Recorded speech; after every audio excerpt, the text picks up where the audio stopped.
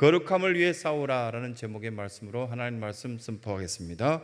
부제로 잘 사는 길이라고 이렇게 제목을 붙이고 싶습니다.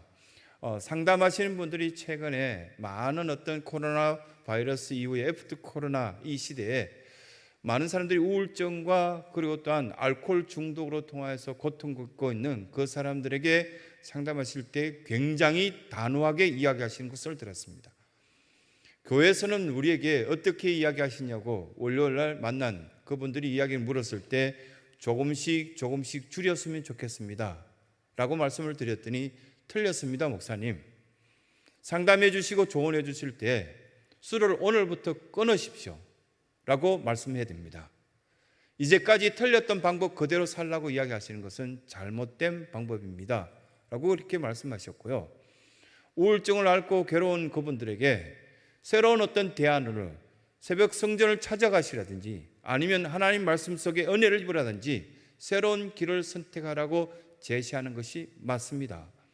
여기에 머물러 있는 것은 실패자입니다, 망가집니다 라는 이야기를 듣고 옳은 이야기구나 라는 생각이 들었습니다. 과연 성경에서는 우리에게 어떤 방안과 어떤 길을 제시할까 생각해 봤을 때 그분 이야기하고 일치했습니다. 성경에서는 지금 당장 너가 죄된 그 자리에서 떠나라, 그리고 하나님을 향해서 새로운 길을 선택하라, 그렇게 말씀하신 것을 보게 되었습니다. 재판관들이 재판하기 전에 피고나 아니면은 검사들의 이야기를 할 때 설득하지 않습니다. 옳은 길을 그냥 선포합니다. 이 길이 옳은 길입니다. 당신은 어느 정도의 죄를 지었기 때문에 이 정도 벌을 받아야 됩니다. 이렇게 선포하는 것이지 타협하거나 그것에 대해서 새로운 방법들, 다른 방법을 찾지 않는다는 것입니다.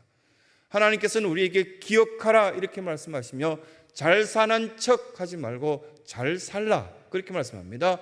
레위기서에 있는 말씀대로 출애굽기에 있는 말씀 그대로 표현한다면 거룩하라, 거룩한 척 하지 말라 그렇게 말씀합니다.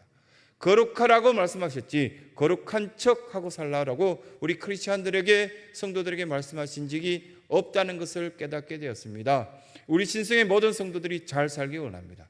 잘 사는 성도들이 되셔야 되지 잘 사는 척하고 사는 것은 하나님 방법에 옳지 않다라고 성경은 그렇게 가르쳐주고 있습니다. 레위기 말씀의 전체적인 어떤 말씀이 1장부터 27장까지 우리가 말씀을 묵상하고 꼼꼼히 그것을 들여다보게 된다면 거룩이라는 핵심적인 단어를 찾습니다. 이렇게 예배하는 이유도 거룩해지기 위해서, 다른 사람들과 함께 이런 관계를 맺는 것도 거룩해지기 위해서라는 핵심적인 어떤 거룩에 대해서 많은 이야기를 합니다. 왜 거룩을 그렇게 핵심적으로 가르쳤을까?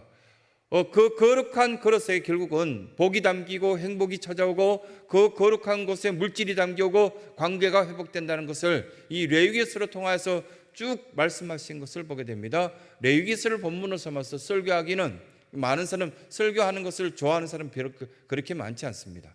그러나 이 핵심적인 어떤 거룩이라는 단어를 부여잡았을 때 레위기서 11장에서 15장까지는 의식적인 종교적인 그런 거룩 방법에 대해서 가르쳐 줍니다. 반면에 18장에서부터 15장부터 시작해서 20장까지 후반부를 할 수 있는 그 속에서는 윤리 도덕적인 이렇게 우리가 들여다봤을 때는 실천적인 거, 그런 말 하지 말라고, 그런 옷 입지 말라고, 그렇게 행동해서는 안 된다고, 그런 어떤 말씀들을 우리에게 해주는 것이 오늘 본문의 마지막 부분의 한 부분이라고 생각되어집니다. 그러면서 거룩한 신성의 모든 성도들 얼마나 사랑받기 부족함 없습니까? 여러분들 얼마나 애쓰고 노력합니까? 바둥거리고 또 애쓰면서 이 코로나 바이러스 속에서도 성전을 찾고 하나님 앞에 기도하고 찬양하고 그리고 몸부림쳤던 그 모습들 속에서 우리에게 첫 번째 뭐라고 말씀하시냐면 이 망가지고 그리고 잘못된 길을 선택하지 말라라고 22절에 첫 번째 말씀하신 것을 보게 됩니다. 오늘 우리가 읽었던 22절 말씀에 그 첫 번째 지켜 행하라 이렇게 말씀합니다. 지켜 행하라는 말씀은 신명기서에도 굉장히 반복되어서 많이 나옵니다. 다른 성경에서도 나오고요. 예수님께서도 보면은 발을 씻겨주고도 또 제자들에게 가르치면서도 너희들은 이것을 지켜 행하라, 내가 너희들에게 보여준 그대로 행하라, 이런 말씀들을 해주는데요. 이 지켜 행하라는 말씀은 NIV 성경책이나 아니면 독일어 성경책이나 아니면 목회자들이 훈련받은 헬라어 성경책 속에 담겨져 있는 그 의미대로 그대로 풀이한다면 가시로 이렇게 울타리를 쳐라, 그런 뜻으로 담겨져 있습니다. 가시로 울타리를 치면 어떻습니까? 접근하는 사람들이 그것은 피하고 싶어 합니다. 밖에서 안쪽에 있는 안전하게 거하는 사람에게 침범하려고 해도 가시 울타리가 있으니까요, 침범하기 어렵습니다. 이것이 지켜 행하라는 겁니다. 그래서 안쪽에 있는 성도도 보면 어려움이 생기거나 문제가 생겼을 때 유혹이 찾아오고 좀 밖으로 나가서 즐기고 싶다, 내가 유행 따라 살고 싶다, 나도 한번 인생을 한번 즐겼으면 좋겠다. 그런데 직행하라, 가시 울타리가 쳐져 있다는 말입니다. 그래서 넘어가지 않는 그런 어떤 질서의 신앙생활 하라, 그런 말씀을 가르쳐주고 있습니다. 이 예가 어디 있습니까? 출애굽기에 나와 있죠. 이스라엘 백성들이 이렇게 출애굽기를 통하여서 그들이 여정을 우리에게 보여줍니다. 시행착오 겪지 말라고요. 이렇게 망가진 길을 선택하지 말라고 우리에게 뚜렷하게 보여주는 것이 출애굽기 말씀에 있는 모든 내용들을 우리에게 교훈해 주고 있습니다. 7일길을 40일 갔습니다. 7일만은, 한 주만 고생하면 그 모든 것들이 이루어지는 것을 40년 동안 바보스럽게 살았습니다. 만약에 아동부 아이들에게, 청소년부 아이들에게 이 이야기 해주면 속으로 뭐라고 생각할까요? 바보 아니야. 바보가 아니고는 자기 인생 40년 얼마나 더 많이 살 수 있겠습니까? 만약에 20살에 출발했다면 60이 되었습니다. 그 이후에 인생이 아무리 즐기고 싶어도 이제 몸이 노쇠해지고, 그때 당시에 그 많은 사람들이면 40, 50까지밖에 살지 못했던 그때 문화 속에서 40년 갔더니 이제 가나안 땅 앞에서 거의 대부분 죽었다라는 이야기가 출애굽기에 나오죠. 수많은 어떤 이름들을 쭉 열거하면서 이제 누구누구만 가나안 땅에 들어갈 것이고 일부만 살아남았다, 그런 표현들을 해주고 있습니다. 40년 갔으니까요, 가만두어도 대부분 다 죽었던 겁니다. 그런 어떤 이야기들을 우리에게 해주시는 목적이 있을 겁니다. 그 출애굽기를 통하여서 쭉 걸어가면서 그들이 왜 이렇게 실패할 수밖에 없는 40년을 갔을까? 7일을 갈 수 있는 길이 있는데, 그러면서 하나님은 그냥 버려두신 것이 아니라 여러 곳에서 보면은 이렇게 반석을 이렇게 지팡이로 칠 때도 경고하셨고요, 이런 규례가 있고 이런 법칙이 있고 이런 길이 있단다, 다 알려줬습니다. 알려줬는데 안 갔을 뿐입니다. 만약에 우리에게 지금 오늘 또 우리에게 이런 것들을 가르쳐 주실 때 법도와 규례대로 갈 것인가, 말씀대로 살 것인가, 아니면 내가 습관대로 하고 싶은 대로 살 것인가 택하라, 그 말씀들을 우리에게 해주시면서 원망할 길, 패망할 길, 잘못될 길을 선택하는 것은 어리석지 않냐라는 말씀을 우리에게 주시는 겁니다. 그 땅을 더럽혔기 때문에 그 땅 안에 있는 사람, 모든 사람들은 내가 토해내리라, 이런 말씀들을 가르쳐주고 있는데요, 우리가 읽었던 레위기서 20장 22절부터 27절 그 사이에는 결론적인 어떤 부분이 흘러가고 있지만 한두 장만 딱 넘겨서 18장 28절에 가면 그 가나안 땅에 있는 사람들은 이미 더러워지고, 그리고 하나님 보시기에도 전혀 희망이 없는 백성들이기 때문에 그 땅이 그들을 토해내리라, 이런 말씀합니다. 그러면 오늘 말씀이 왔어도 또 그 부분이 있습니다. 오늘 말씀에도 보면 반복적으로 그 땅이 너희들을 토해내지 않도록 주의하라. 그러면 많은 돈을 갖고 금고에 잔뜩 돈을 넣어두고요, 그리고 여러 가지 어떤 주식도 사들고 많이 애를 썼는데 토해내침 받은 사람들 있지 않을까요? 있습니다. 실제 우리 주변에 있는 사람들 보면 왜 저렇게 고생할까, 어렵게 살고 전전긍긍하고 수많은 어떤 수고를 했는데 불구하고 그것을 누리지 못하는 사람들이 있습니다. 그냥 광야 같은 인생을 살았다고, 하루도 편안하게 못 지냈다고, 그리고 행복이라는 게 없었다고요, 그렇게 이야기하는 것들을 우리가 듣게 되어 있지 않습니까? 근데 이 가나안 땅의 사람, 헷 족속, 기르앗 족속, 아모리 족속, 이런 어떤 7개 족속들이 하나님 보시기에 너무 더러웠다는 겁니다. 그 땅에 놔두면 그 땅을 썩게 만들고 다른 사람들을 전염시킬 거니까 그 땅이 그들을 토해내었다라는 표현들을 여러 곳에서 볼 수 있습니다. 우리가 이 단어를 딱 집중해서 보면 이렇게 많았구나 라는 것을 알게 되는데, 그러면 그 말씀을 우리 신성의 모든 성도에게 적용해 보면 혹시나 우리를 토해낼 만큼 그러는 우리의 삶이 그렇게 난잡하거나 잘못된 부분이 없을까라는 고민이 들지 않습니까? 저는 그렇지 않다고 생각되어집니다. 우리 신성의 모든 성도들은 패망의 길을 선택하는 것은 그 어리석은 것이니까 결코 그렇지 않은 성도의 기본적인 어떤 모습들은 갖고 있다고 저는 생각합니다. 예고해 주셨습니다. 하나님께서는 여러 선지자들을 보내시고요, 하나님의 사람들을 통해서 보내주셨습니다. 그 길을 선택하면 안 됩니다. 이 길로 가십시오. 그렇게 선택하고 일러주고요, 가르쳐줘서 실패작이 되는 백성이 아니라 성공의 삶들을 살아갈 수 있도록 가르쳐준 내용들을 쭉 보게 됩니다. 선택할 때 망하는 길을 피하라 라는 말씀을 22절로 통해서 첫 번째 우리에게 교훈하십니다. 두 번째 이렇게 말씀하십니다. 선택해서 구별하여 불러주신 분은 하나님이시다. 사람이 불렀다면 안 갈 수도 있겠죠. 사람이 불렀다면 우리가 거절할 수도 있겠지만 24절 말씀을 같이 읽겠습니다. 24절 좀 깁니다. 그러나 마음을 같이 해서 24절 같이 읽습니다. 내가 전에 너희에게 이르기를 너희가 그들의 땅을 기업으로 받을 것이라. 내가 그 땅 곧 젖과 꿀이 흐르는 땅을 너희에게 주어 유업을 삼게 하리라 하였노라. 나는 너희를 만민 중에서 구별한 너희의 하나님 여호와니라. 24절 마지막에 있는 말씀이요, 한두 번 본 거 아니죠? 나는 너를 구별하여서 불러냈던 여호와 하나님이다. 이 말씀들을 매 성경에마다 있다라고 보시면 될 정도로 많이 있습니다. 구별하여 불러냈다고요? 그리고 불러낸 것이 하나님이라고요? 그 다음은 뭐라고 말씀하시냐면 내가 너를 지명하여 불렀나니 너는 내 것이라 이렇게 이야기하시면서 그때도 뭐라고 말씀하시냐면 너는 나의 소유라, 이런 어떤 표현들을 합니다. 24절에 근거하여서 봤을 때 왜 이런 말씀을 하였을까 고민스럽지 않습니까? 하나님이 나를 불렀다고? 나는 내 발로 교회 온 것 같은데, 오늘 아침에도 보면은 내일 교회 가기 위해서 이런 옷 입고 가야지 이렇게 생각도 하고 세수하고 다 준비했다고요? 하나님께서 길 열어주지 않으면 못 올걸요? 하나님께서 은혜 주지 않으면 바로 교회 옆에 살아도 이 교회 문턱을 넘기 어려운 것이 우리 실정입니다. 건강이 어떻게 될지 모르고요, 우리 가족들이 어떻게 될지 모르고 어떻게 될지 모릅니다. 그러면서 하나님께서 나는 너희를 만민 중에서 구별하여 불러낸 하나님 여호와니라 이 말씀했습니다. 그런데 왜 성경에는 창세기에도 출애굽기에도 레위기에도 이렇게 쭉 말씀하시며 심지어는 예수님께서도 내가 너를 지명하여 불렀다 이런 말씀을 하실까?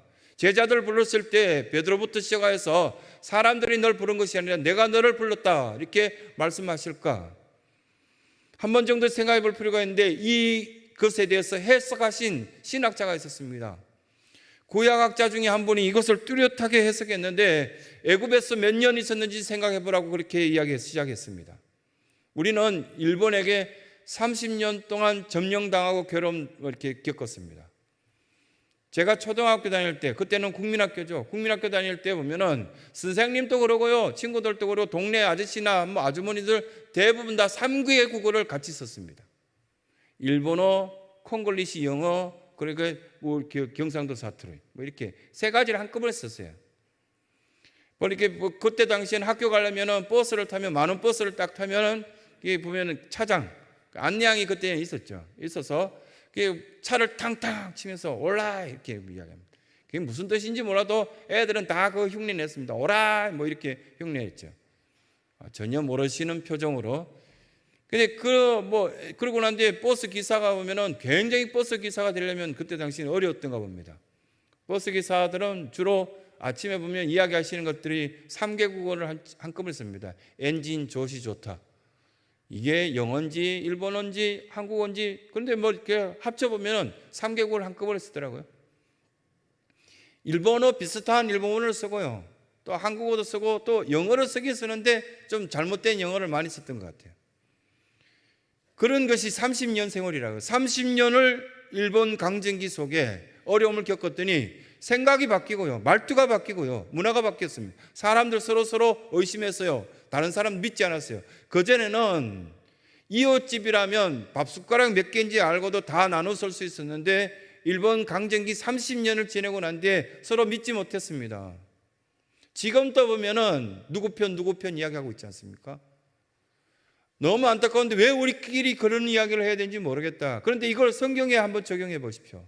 430년 있었습니다. 애굽 땅에. 430년 애굽 땅에 있었던 사람들이 이제 가나안 땅에 왔습니다. 그런데 애굽 땅에 말을 합니다. 아이들이요, 430년 동안 친구를 사귀었던 그 친구들이 애굽 친구들이고요, 말투가 그랬고요, 그리고 음식을 만들어서 내놓았더니 퓨전 음식이 아니라 애굽 음식이 나왔어요. 그래서 그들에게 끊임없이 지금 왜 이 말씀을 하는가, 왜 우리에게 지금 이 이야기를 하는가, 지금 금요일만 되면은 이제 불금이 되었다고, 뭐 이렇게 먹고 마시고 즐기자는 이 세상 문화 속에 소돔과 고모라 같은 이 땅 위에 우리가 살고 있는 거 잊지 말라. 그래서 내가 너를 지명하여 불렀나니 너는 내 것이라고. 그렇게 26절에도 그렇게 표현하고 있습니다. 26절 제가 한번 읽어볼게요. 나는 너에게 거룩할지어다. 이는 나 여호와가 걸어가고 내가 또 너희를 나의 소유로 삼으려고 너희를 만민 중에서 구별하였다고. 소유라고요? 이 소유라는 것을 신학 사전에 이렇게 쭉 풀이해낸 대로 그대로 이렇게 펼쳐보면은 특별히 귀중하게 여겨서 보관하는 값비싼 보배를 이렇게 표현했어요. 여러분들이 그런 보배라고요. 어릴 때 보면 어머니가 귀한 손님이 오면 이게 보면은 그 싱크대 위에 있는 것들 열고 그 깊숙이 넣어뒀던 그 아주 귀하게 여겼던 그릇을 꺼내서 거기에 음식을 담더라고요. 이게 나의 소유라고요. 내 것이라고. 여러분들은 보배라고요.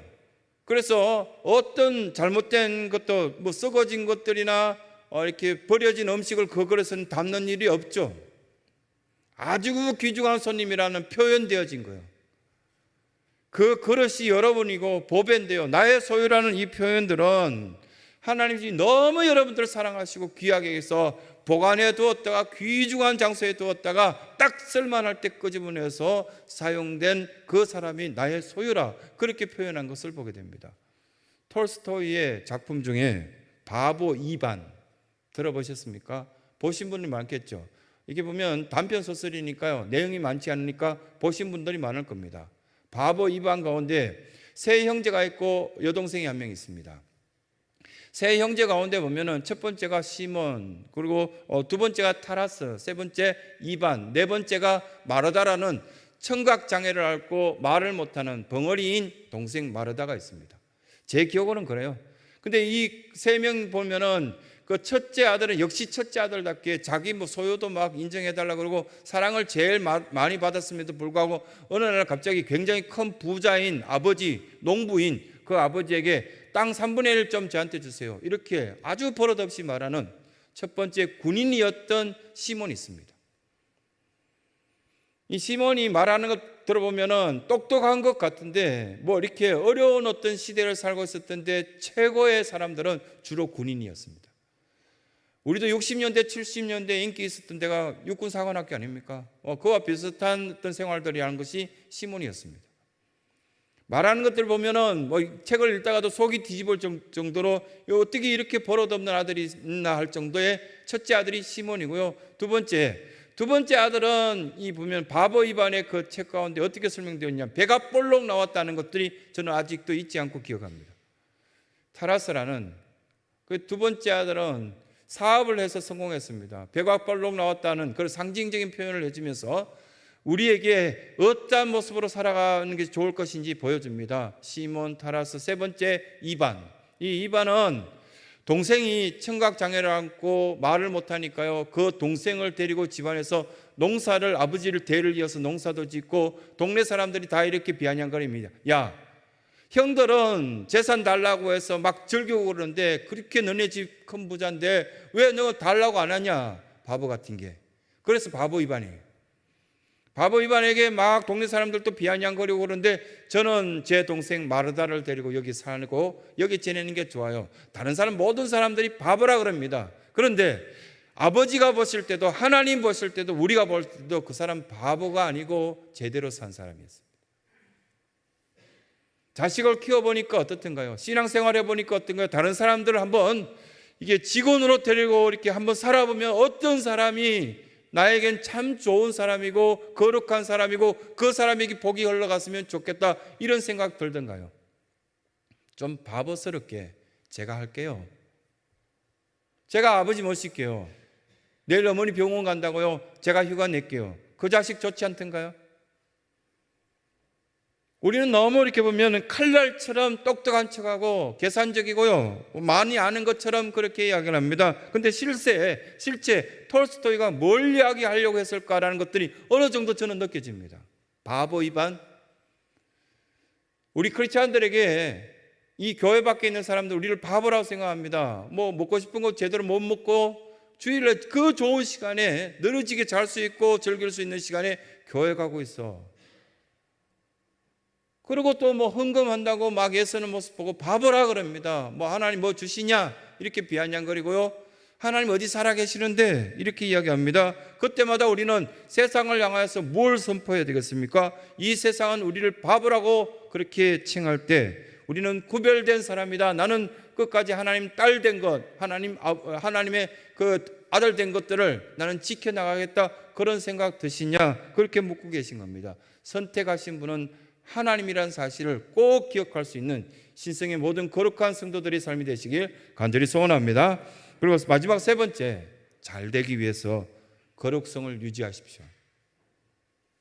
성경에서 매번 그렇게 부탁하고 있습니다. 27절 다시 한번 읽어보겠습니다. 시작. 남자나 여자가 접신하거나 박수무당이 되거든 반드시 죽일지니 곧 돌로 그를 치라. 그들의 피가 자기들에게 돌아가리라. 하나님 이러시면 안 되잖아요. 좀 잘못했다고 돌로 쳐 죽여요? 지난주에 새벽 기도를 넣으신 분들 화수 목금 고린도전서 4장, 그 다음 5장, 6장, 7장까지 가고 8장까지 갔습니다. 뭐라고 이야기하시던가요? 사도 바울이 고린도 교회 교인들이 보면 참 신앙생활 열심히 하고 그 항구 도시인 그 고린도에서 타락되어서 교회 밖에서 엄난하고 도적질하고 난리치고 있는데 교회 안에 있는 사람들은 잘 지켜갔습니다. 그런데 한 명이 교회 안에 쑥 들어서 계모, 아버지의 둘째 부인하고 사랑이 생겨서 나쁜 짓을 했던 그 이야기가 들려자 바울은 통곡하는 심정으로 편지를 보냅니다. 어떻게 세상 사람들도 이 짓은 안 할 거다. 하나님의 아들이, 하나님의 딸이 부끄럽지 않냐? 그렇게 이야기하면서 고린도전서 4장 끝부분과 5장에 걸쳐서 6장에 가면서 음행에 대해서 강력하게 이야기하시면서 그런 사람들은 하나님 나라를 유업으로 받지 못할 것이다. 오늘 본문 내용하고 비슷하게 일치되어 갑니다. 그러면서 5장 끝부분에 뭐라고 말씀하시던가요? 그들을 이 교회 공동체 속에서 내쫓아라, 그렇게 말씀합니다. 다른 사람들에게 전념성이 굉장히 강한 것이 성적인 부분이고 돈에 대한 부분이다. 그래도 예수 믿는 사람이라면, 예수님을 사랑하는 사람이라면 그 정도는 지켜야 되지 않을까라는 말씀을 사도 바울이 가르쳐준 내용이 있었습니다. 과연 그렇게 우리 교회 공동체를 예배 시간을 지키고 끝까지 우리는 생명을 다하면서까지 이 거룩성을 유지하면서 살 수 있을까? 소돔과 고모라 같은 서울 땅이라고 이미 우리는 알고 있으면서 이게 보면 어디에 눈둘 데도 없고요, 마음껏 이렇게 놀 수도 없는 그런 분위기 속에서 우리 성도들 가운데 어제도 보면은 이렇게 트레킹을 갔는데 좋았어요. 왜? 성도들끼리 가니까요, 딱 일정에 이렇게 어느 정도 직행하라는 이 가시 울타리를 딱 치고 우리끼리 농담을 해도 거룩성이 유지되고 너무 행복하고 좋았어요. 그 모습도 밝고요, 다 좋았어요. 만약 우리 교인들에게 그냥 방치된다면, 세상의 어떤 놀이 문화 속에 들어간다면 견딜 수 있을까? 어려울 것 같아요. 공휴일 날 아내와 같이 이렇게 지하철을 타고 망원시장 갔다가 여러 이렇게 젊은이들이 모여있는 곳을 한번 가봤더니 눈둘 곳이 없었습니다. 복장이 너무 지나쳤어요. 쳐다보고 있으면은 뭔가 아저씨가 이상하게 된 것 같아서, 저 아저씨 이상하다라고 말할 것 같아서 눈을 어디 둘 데도 없고요, 지하철 안에서 지나친 스킨십을 막 하고 있는 그들을 쳐다볼 수도 없고요, 길바닥에서 이미 여자 청년들이 보면 담배를 물고 그 길바닥 속에서 어디 대낮인 길바닥에서 앉아서 저렇게 술을 마시고 있을까? 뭐라고 말합니까? 틀렸다고 말할까요? 아니면 잘한다고 말해야 될까요? 갈 데가 못 되는구나. 우리 성도들이 얼마나 힘들까? 얼마나 괴로울까? 회식 문화나 여러 어떤 문화 속에서 어떻게 살아남을까? 그런데 심지어는 고린도전서 5장과 6장에 걸쳐서 술 취하지 말라고, 술 먹지 말라고 말씀하시면서 심지어는 모욕하는 자까지 내쫓으라, 그렇게 말씀하신 것을 보게 됩니다. 죄악된 세상에서 어울려 살 수밖에 없는 우리들, 악마인지 천사인지 냄새가 구분이 안 된다고요? 다른 사람들은 알고 있을 거요. 제 인품 여러분 알고 있지 않습니까? 얼마나 부족하고 얼마나 부끄러운 것이 많습니까? 성도들이 보면은 성질 더럽고 이렇게 이야기를 쭉 하시는 거 맞습니다. 참 고치기 힘들고 그런 부분들이 많이 있습니다. 그런데 그 거룩성을 유지하기 위해서 그래도 예수 그리스도를 믿는 냄새가 나야 정상인 거 아니냐, 이렇게 우리에게 말씀하시는 것이고요. 아무 능력이 없다 할지라도 사랑받을 줄은 알아야 된다. 이 레기스를 통하여서 우리에게 적용의 말씀을 이런 것을 가르쳐주고 있습니다. 행복도 불행도 우리 마음대로 안 된다. 혹시 행복하고 싶다고 행복해지는 거에 마음대로 되든가요? 내 마음을 통제할 수 있든가요? 불행해지고 싶어서 불행해진 사람이 있을까요? 없습니다. 한 사람도 이 성전 안에 있는 우리 사랑하는 성도들 가운데 불행해지고 싶어서 불행해진 사람이 없습니다. 어떻게 어느 길을 선택했는지 몰라도 내가 정신을 차려보니까 거기까지 가 있더라. 온라인 예배에서 이제 벗어나서 이 예배실로 돌아와야 될 필요성을 여기서 느낍니다. 우리는 이 자리를 지키겠다고 약속했고요. 또 성도의 타이틀로만 행복할 수 없습니다. 성도라는 그 타이틀로만 행복할 수 없습니다. 성도에게 주시는 그 열매를 먹었을 때 기쁨이 있고 행복이 있는 것이죠. 그렇다면 잘 사는 길이 어디 있을까? 거룩함을 위해서 내가 무엇을 위해서 싸워야 될까? 때로는 요셉처럼 그 자리를 박차고 뛰어나가야 되고요. 다니엘처럼 끝까지 영적 싸움을 싸우면서 그 위치를 지켰을 때 하나님이 허락하신 축복의 통로가 되지 않겠나 우리에게 말씀하시는 겁니다. 사랑하는 신성의 모든 성도 여러분, 여러분들은 귀한 보배입니다. 하나님 자녀이지 않습니까? 예수님이 십자가에 못 박으면서까지도 여러분을 사랑했던 분들이 여러분입니다. 그런데 우리는 하찮게 살 수 있겠습니까? 주신 이 말씀처럼 거룩함을 위해서 영적 싸움을 싸울 수 있는 믿음의 모든 성도들이 되시길 간절히 소원합니다.